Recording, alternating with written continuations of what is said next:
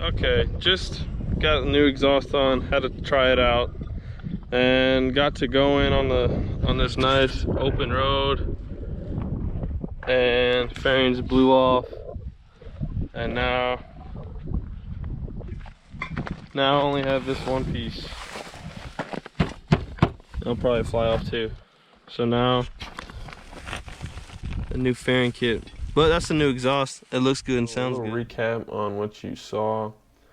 I just put the new full M4 exhaust on, got the ECU back, got it running, and it started right up, so it was great. But I put the fairings on, and the fairings didn't fit right, so I lost the lower piece on the right hand side where the muffler was, because I melted it off.